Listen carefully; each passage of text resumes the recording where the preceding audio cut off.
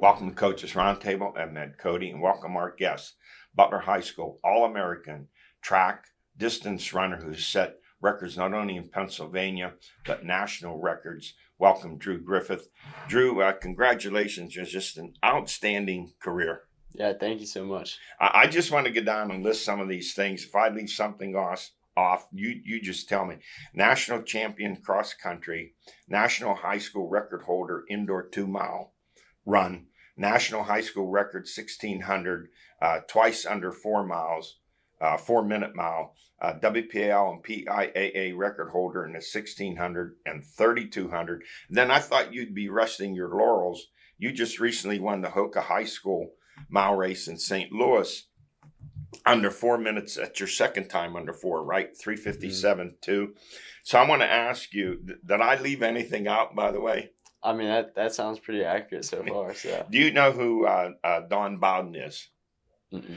Don Bowden, 1957, ran track for the University of California at Berkeley.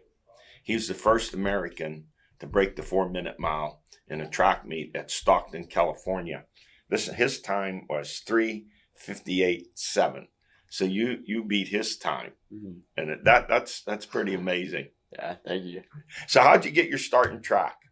So track kind of started in, I guess the first time I went out for the team was 7th grade, and I was all right. I wasn't too into it, but yeah, that's kind of where I started. And then 8th grade, it got shut down because of COVID, and then 9th grade, I came back to it a little, but wasn't fully invested. And then after that, kind of like my love for the sport kind of took off. When did it hit you that you said to yourself, hey, I think I'm pretty good. I can compete and do this? Yeah, I think at that moment definitely hit me in sophomore year whenever things started going well for me. And I noticed myself, I was slowly getting faster each race.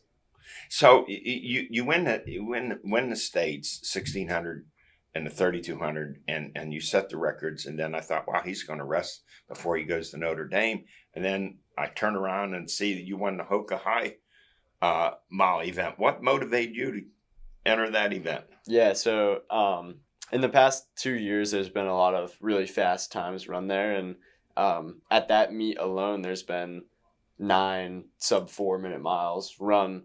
So the goal was just kind of to go out there and run as fast as possible because the conditions are super good, and they put on a great event. So what is your motivation? You have to be a super competitor to do what you do. So where do you draw your motivation from?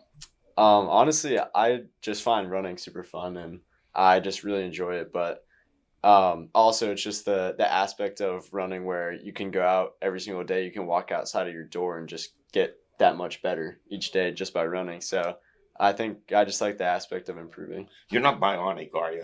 No. You seem like you're bionic. Hey, I want to tell you something. I've been part of the Butler sports scene for a long time and had the privilege of playing football with three of the greatest athletes ever to come out of Butler, Terry Hanratty, Rich and Ron Saul. I also saw their older brother, Bill Saul, play. You know, all those guys played in the NFL and Super Bowl teams. And then Cal Bowser, who for years owned the WPIAL and state record in a javelin. Ethan Morton, of course, in basketball. Pickler and Namesnick, the great swimmers. So you take your place along these great athletes. And from my perspective, you're the most decorated athlete ever to come out of Butler High School. How do you grasp all that? Yeah, I mean, it's definitely pretty crazy when you think about it that way. I feel like I've looked up to a lot of those names that you mentioned in the past, so it's I kind of gained some motivation from them and looking up to them, and just trying to carry on that legacy from Butler. And you know, down through the years to come, when they talk about the great athletes to come out of Butler High School, your name will be right there at the top. That's amazing. Yeah. And the other thing we were talking about, you have Jordan Geis, who's competing in the 2024 Olympics, just 15 miles away, the most decorated field athlete in Pennsylvania history. And now you, the most decorated track athlete in Pennsylvania history. And you guys are just 15 miles apart. And I'm thinking he's going to try for the 2024 Olympics you're going to be looking at 2028 Olympics? Yeah, definitely. I mean, that's always been a huge goal of mine, and if that's in the cards, and it might be. So I'm excited. Hey, the only races you have not won, you've won them all here in Pennsylvania, coast to coast. The only races you haven't won, Kentucky Derby, the Belmont, and the Preakness, and I wouldn't bet against you winning those even without a horse. So what will you run at Notre Dame? Yeah, so I'll probably run the 1,500 mile and 5K, and maybe later in my career move up to the 10K. But for cross country, it's going to be 8K, 10K. So you'll be reunited with your high school teammate, CJ Singleton. You guys are good friends. How great is that? Yeah, it's awesome. I mean, to be able to have someone live so close to me that I can just run with him every day and then go to school with him as well, it's pretty awesome. So with all the running that you do, I have to ask you, what do you eat? I try to eat pretty healthy. I mean, the breakfast looks pretty much the same every day, and same with the lunch. And my mom cooks some really good meals for dinner every night, so it's always different and it's always healthy. So all right, let's get to the other really important thing. What are you going to major in at Notre Dame? Mechanical engineering. Wow. Okay. You're a smart kid. Even going to Notre Dame to get in there, you have to be pretty smart to do that. And then where do you see yourself, let's say 10 years from now? What you have a vision of what you'd like to do? You have a degree in mechanical engineering. You're going to have this track background. You interested in coaching also possibly, or you could still be running 10 years from now? Yeah, I mean, if hopefully I'm still running in 10 years, and maybe it's marathons as I get older, but yeah, hopefully I'm still running. But after that, I wouldn't mind coaching. I think it's a pretty cool idea, and yeah, I feel like if that's in the books, then I'll definitely be a coach later on. We mentioned last week, we were talking on our show that your girlfriend from Mount Lebanon, she's going to North Carolina. So you're going to see her in dual meets. And so how did you guys first meet at track meets? Yeah, so we first met at a track meet, and then kind of started talking through running. I asked her to go on a long run, and we kind of just chatted it up on a run. So yeah. Yeah, you just can't say I'm going on a run. She could be right beside you on a run. Yeah. Oh, that's great stuff. Listen, Drew, I want to congratulate you on just an outstanding career, and I'm honored to present to you this plaque honoring you as our track athlete of the year. It says Butler Golden Tornado High School in honor of Drew Griffith, track athlete of the year, WPIAL, PIAA, USA, cross country and track star for a record-setting career presented by the Coaches Roundtable, June the 4th, 2024. Congratulations. Thank you so much. And I wish you the best of luck in your career at Notre Dame, and hope to get you back on, get you and CJ back on, and maybe sometime talk about your performance in the Olympics. For sure. Thank you for coming on. Yep, no problem. Thanks for having me. Go Irish. Yep, go Irish. I'll be right back with Alan George. Zoom from Armstrong presents Home Pass Heroes. Jim wants to know where his kids are at all times. What can I say? I'm a protective dad. The Home Pass app, free with Zoom's enhanced Wi-Fi, lets him set primary devices for everybody in the household or frequent guests. Now he gets an alert when his kids leave or his mother-in-law arrives. Be the hero of your network with Zoom's enhanced Wi-Fi and the free Home Pass app. Available on the App Store and Google Play. I'm back, joined to my right by the Swami George Abraham, to my left the Tiger Albert Campman. Guys, just an honor to have Drew Griffith on with his great record-setting career, not just here in Pennsylvania, but across the country. Yeah, you don't see those locally. You see very good. You got the best. The best. Think about that. The best in the United States. Wow. And on top of that, he just signed a deal with New Balance. Names, image, and likeness deal. Mm-hmm. There'll be more to come down the future after he gets to Notre Dame. And his girlfriend from Mount Lebanon, she's going to North Carolina. So they're going to see each other during meets throughout the years coming up. More about him later, but let's go to Spotlight. Start off with high school softball. 6A WPL Championship, Seneca Valley 4, Norwin 3 in 8 innings. The Flame, Lexi Hames, she had a slow start but a dynamic finish. Seneca Valley was down 3-0 after 2. She was a little bit wild, several walks, gave up 4 hits. Then the rest of the way, goose eggs everywhere, and she struck out 19 as Seneca Valley wins the WPL championship. Matter of fact, she was at plate. They walked her 4 straight times intentionally. Kylie Stott, she had a stout performance. She was 4 for 4, 2 RBIs, and a game-winning hit in the bottom of the 8th. Next up for Seneca Valley, 21-1 PIAA. They're at McDowell, 13-9. Well, Kylie Stott is the girl that I give the big check mark on this one. You understand? Yes. She gave 3 runs. Yeah. So they needed somebody to come through with the hitting. Back, and they did. Yes. PIAA 2A play-in game, Karn City 10, Montauk 8. Lily Staub of Montauk had 4 hits. Jada Plasinski of Karn City 3 hits, and Nicole Huff of Karn City 3 RBI. Karn City 12-6, Montauk 8-13. High school baseball, WPIAL 6A championship game. North Allegheny won its 9th WPIAL title, 1-0 over Mount Lebanon in a pitching duel. NA pitcher David Posey fashioned a no-hitter in outdueling Mount Lebanon star pitcher David Shields. The only run in the game resulted on a long fly ball to deep left field by NA's Mason Smith. It hit off the glove of the Mount Lebanon left fielder and bounced over the wall for the home run and the only run of the game. Better, what's the old saying? Better lucky than good. It looks like I didn't hit it on the box score. Yeah, it's what Prince say. It's a bloop here, but a line drive in the paper. Notice the pitching starts dominating. Yes, 2 great pitching efforts. Next for NA, 17-6. They're at Wilson Westlawn, 15-7. Mount Lebanon, 18-5. They travel to McDowell.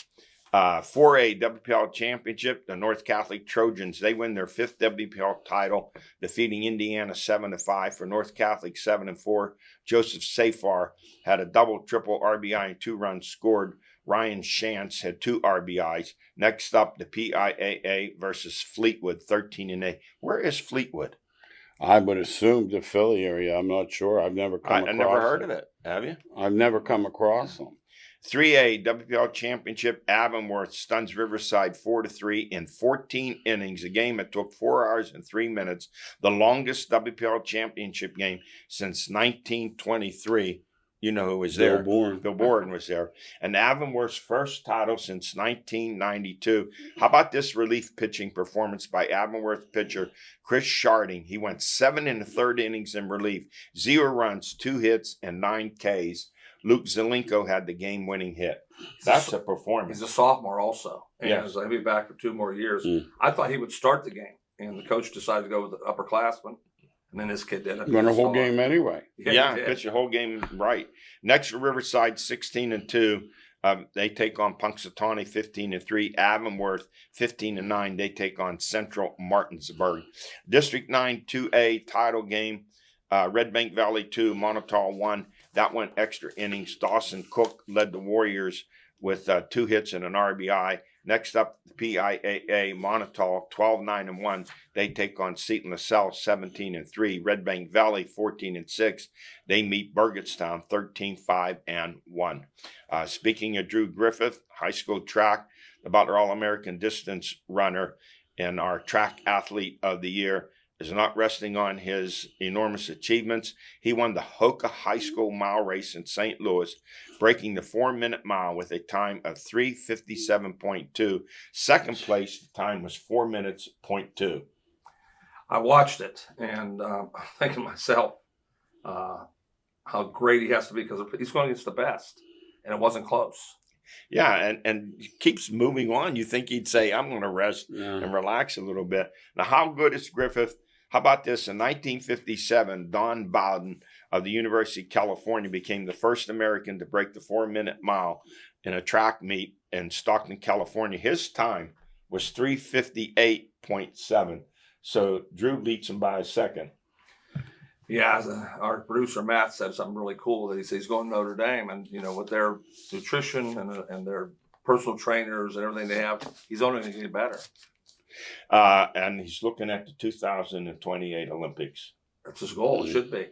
Hey, PIAA 2A track finals. I missed last week at late information on Eli Anderson. Slippery Rock High School took third in 110 hurdles to help the Rockets win the 2A team title. And in 3A, this kid's had a terrific year. Dale Hall of Hampton won the gold medal in the 800. He's had an outstanding year. His times are great too. Win the state championship, that's what you do. Yeah. Jeez, oh man. Hey, Olympic track and field, the Knock Nest monster, Jordan Geis, who's ranked 4th in the world in the shot put. Recently in European competition, he set a new personal best with a throw of 72 feet 5 inches. The top 3 make the Olympics. Geis is coming home. He will be inducted in the WPIAL Hall of Fame and then back to Europe competing, getting ready for his Olympic trials. He will also compete in the hammer. Well, I would sure love that him have a great throw Yeah. and get into the Olympics. Like he's worked so hard for this. Yes. Uh-huh. You know what's amazing, guys? We have 2 of the greatest track and field athletes in PIAA history, 15 miles apart. Geis at Knock and Drew Griffith here at Butler. It's just how blessed we are. Not to mention the great career Levi Prementine has had up at Slippery Rock and so many other great athletes in the area. One thing I noticed is that Jordan he was throwing that disc and shots as a little guy, Yeah. and he's talking Drew. He didn't start getting serious till he was a sophomore. It's pretty crazy. All right, let's move on. Stories of the week. Major League Baseball, the Pirates split with Detroit and lose 2-3 to Toronto. Skeens 2-0, 2.45 ERA, 30 Ks in 22 innings. He just looks so poised and polished. He looks like a veteran when he takes the mound. When he stays healthy, he's going to be devastating. There's no question. He's Garrett Cole. That's who exactly he is. Has command. A lot of those young pitchers come in and throw hard. They're 3-1 on every batter. He's ahead of every batter he pitches against. But the whole staff is like that. They just can't hit. What can I say?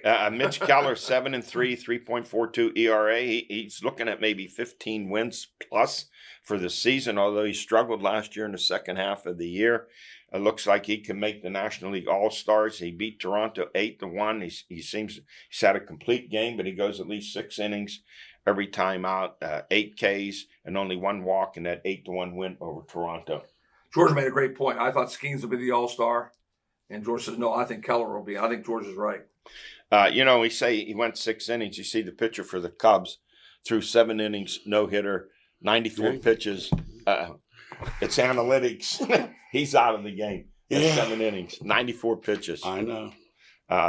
What more can you say about it?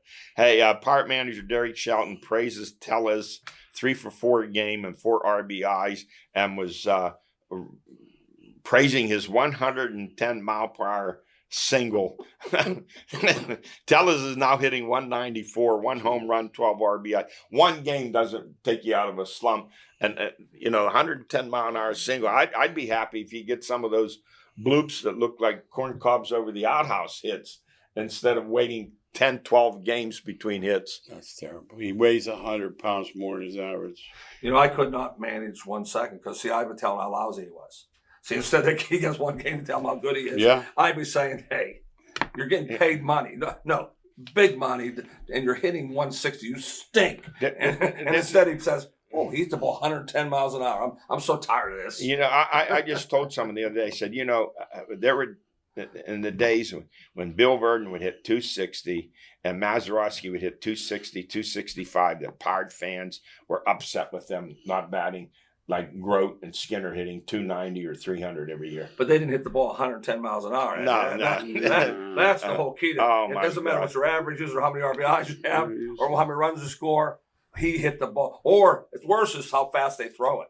I don't care. Did they get the guy out? Did he catch it? Did he throw it over his head? They don't mention that. Oh wait, if you think it's getting ridiculous, hold on. Andrew McCutcheon's hitting 239, 8 home runs, 19 RBI. He's been their best hitter lately, by the way. Now, according to analytics, his season has been vindicated. Very successful. Despite a low average and low RBI total, he is, according to analytics, a leader among DHs in barreling. You heard me. Barreling. Isn't that what horses do? Isn't that, I think that's something in the Olympics. What they say in England, God save the Queen. Our new saying here is God save baseball. Barreled balls gauge exit velocity and launch angle off the bat. Barreled balls must be at least 98 miles per hour. As exit velocity increases, so does the launch angle range that earns barreled designation. And you thought he was having a down year? Roll out the barreling. He's going to get a raise for barreling. Who comes up with this stuff? Well, that's the world today. And that's why, George, what I call myself. Yeah. There's a rant by Ozzie Guillen on there. Yeah. You have to hear it. Yeah. That's why Major League Baseball, when fans the survey their favorite sport to watch, we said last week, 34% say it's football, 9% say it's baseball, and 9% say it's soccer. And wait, it's going to get worse because at least by next year, they're going to have the robot umpires. Barreling, that's a good sport. Hey, George, what did Ozzie say? Oh, they just killed him. He killed some baseball? Nerd with a pencil. He said he never did a thing in his some life. Some nerd, he called him? Oh, he just killed him. Wasn't Al Oliver some nerd with a pencil? Was Al Oliver the king of barreling then? Yeah, he was the king. Oh, no. Today, they'd be raving about timing the ball. Because he barreled every time. Yeah. A pleasant surprise has been your guy, Nick Gonzalez, hitting 308, 3 home runs. He should have been up. They messed up early. I don't know how they looked at it. And then didn't have him up right off the bat. Come on, Albert. You know how they look at it. They do. He didn't barrel. He must not have barreled. He wasn't barreling enough. Now Cruz shows signs of being a better hitter. He takes a step ahead, then he takes 2 steps back. He's hitting 241, 7 homers, 20 RBIs, but he has struck out 76 times. I think he stinks. I'll say I got 2 of my friends talking about he's the next Bonds, and I keep saying Bonds. Yeah. What Bonds? Gary Bonds. Hey, Gary U.S. Bonds. Yeah, rock and roll. See, I watch him bat. I don't ever think he's going to hit. No. Like when he comes to bat, I think he's striking out. No, that's what they 76 times. You were right. Well, let's say this: he's no Dick Grove. He's no Tim Foley either. Oh, my God. But he can throw it 138 miles an hour. Yeah, cross. Hey, the reunion of the 79 Pirates, many of them expressing hope the Pirates will soon end the 45-year World Series drought. They're talking World Series. So players like Dave Parker and Don Robinson urging the Pirates to keep this team intact and go out and add to it. Guys, sorry, buddy, you ain't getting good luck. 11 of those players from the 79 team are deceased. And here's what they said, that with the Pirates, the last 45 years and how bad they've been at times has diminished what they've accomplished. And I understand that, having played football and coached football, Butler, where Butler football has come in the last 20 years. I understand what they're saying. I don't agree with that. I saw the 1970 World Series, and it's still high on my agenda. Yeah, it's high. I don't compare either era. They're completely. Well, what they're saying is they wanted that great tradition to continue. Oh, tradition's different. Yeah, they wanted that to continue. I thought that you see that? Yeah, but he's not going to pay them. They can't. No. I mean, you could get lucky, like Al says. They can hit it all at the same time. They are. They're going to hit next year. But that's what I said. Who's going to do the hitting? Are they going to get it? No, they'll sign lucky. They'll sign 2 hitters that are better than they brought Henry Davis back up, but still, they need an everyday first baseman, and they need someone they're going to say, there's our center fielder. He's in there every day. Yeah, I do agree with that. Now, who's hot in Major League Baseball? The Phillies are 41-18. The Yankees are 42-19. And Judge, after a slow start, he's just banging the ball. And the Phillies got a number of guys that can homer and drive in but they both RBIs. have outstanding bullpens, too. Those games are won in the 8th and 9th And inning. the Yankees had 18 starts where the starter went 5 innings and gave up 2 runs or fewer. So they're getting it from both ends. Yes. Hey, 30 and they haven't had Cole yet. 30 He's pitching today. 30 Major League teams. How many have a winning season so far? How many? 10. Yeah. That's the best stat of the day, Andy. Yeah. 20 have losing records. 20 have losing records. Oh, my God. Well, see, they're not just playing in their division. And you know what that means, don't you? They'll be fighting for that wild card, talking about how great it is. Oh, they're only a game and a half out. That's what they'll say. All right, let's go to what I consider to be a misguided decision. Major League Baseball has decided to include and add Negro League stats to Major League Baseball's all-time records. There's no question, let me say this, that barring of the Negro players from Major League Baseball decades ago was a grave injustice. But this adding these stats does not rectify that injustice by adding these Negro League stats. The prejudice that excluded the black players from Major League Baseball until the great Jackie Robinson broke the color barrier is indefensible. But switching and adding these Negro League stats into Major League Baseball all-time records for players who never played makes no sense. There is no way you make up for that injustice by doing this. Putting him in the Hall of Fame, I think, is a great idea. So how do you arbitrarily put aside the achievements of Ruth and Aaron and Mays and Ted Williams and others? Now, according to Mark Madden, this stuff I didn't know, in the Trib June 1st, the Negro League seasons were short. The stat keeping was inexact. Josh Gibson never played more than 69 games in a season and never more than 302 at-bats. And a lot of the game stats were from barnstorming and exhibition games. So, and in 1943, when Gibson hit his so-called Major League Baseball record 466, the team only played 68 games. And they were first place. Third place in the league, the Harrisburg Stars, they played 16 games. That's not a league. So Aaron deserves his recognition. So does Ruth and Williams and whatever Mays did. So just to throw these stats in there like that, it doesn't make sense. This is the same major league that I've told you guys before. They will not give Babe Ruth credit for his 224 RBIs his first 5 years as a pitcher, which would make him the all-time RBI leader. And we know what they've done to diminish the recognition or the stat requirements to get into the Hall of Fame. Yeah, the Hall of Fame I do agree with. Yeah. I agree with that. I don't understand where this came from or how it came about.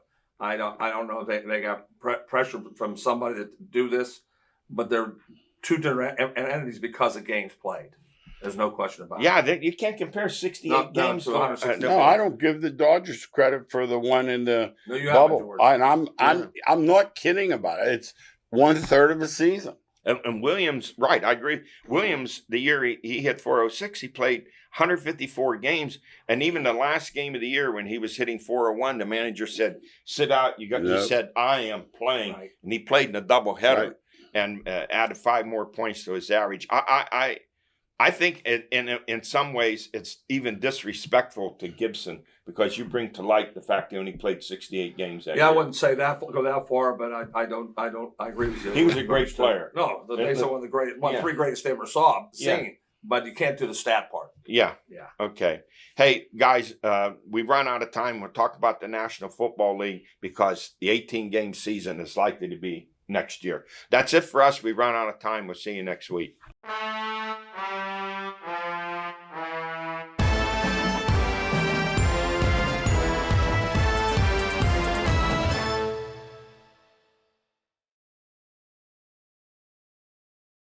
Got a water leak?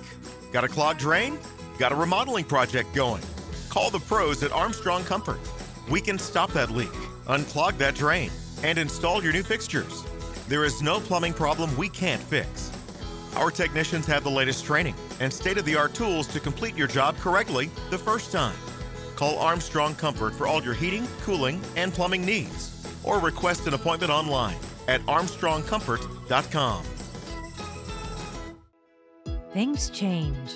One thing you can count on is that Armstrong always will be Armstrong. We've stood by our name from our humble beginnings in 1946 through the millions spent expanding fiber broadband in our communities. We've never changed our name to run from our reputation. We've established trust by simply putting our people, customers, and services first. It's a practice that holds true and will continue at Armstrong.